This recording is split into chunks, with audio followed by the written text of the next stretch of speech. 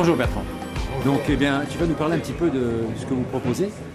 Votre société s'appelle Wingly. Tout à fait. Et donc eh bien, explique-nous un petit peu ce que tu proposes à travers cette présentation sur ce salon.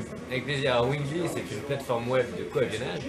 On met en relation des pilotes privés avec des passagers pour partager un vol, les frais et la passion du vol qui sont associés.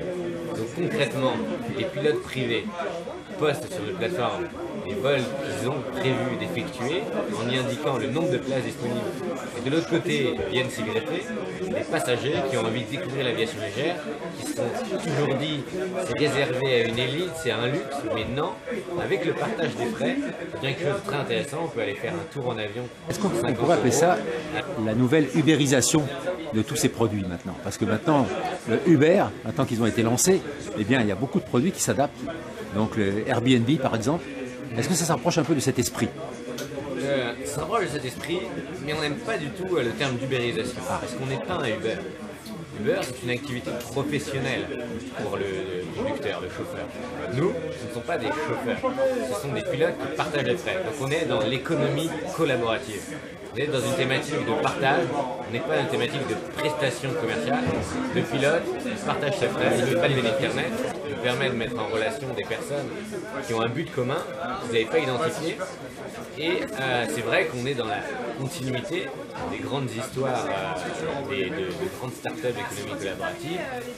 Donc on est... Moi je me positionne en tant que passager, j'ai envie de faire un vol avec quelqu'un que je ne connais pas. Oui. Est-ce que je peux avoir des informations sur ce pilote? Parce que je n'ai pas envie de monter avec n'importe qui. Tout à fait. Voilà. Alors sur le site, le pilote fait une petite description lui-même de sa passion de pilote, mais renseigne aussi aujourd'hui des documents comme sa licence, son certificat médical, mais aussi son nombre d'heures totales et son nombre d'heures totales. Un passager puisse embarquer sur un avion ou un hélicoptère, il suffit simplement d'aller sur le site, sur votre site, tout à fait, et de positionner pour un vol prévu, programmé. Exactement. C'est ça. Le principe est simple. Le principe est simple et on vient de noter qu'on a 75% de nos vols qui sont des vols de loisirs, des balades aériennes, point A, et qui reviennent en dialogue constructif avec tous les partenaires. Il y a une date très importante pour vous, c'est le 25 août, je crois. Tout à fait, tout à fait. C'est ça. Explique-nous qu'est-ce qui va se passer le 25 août.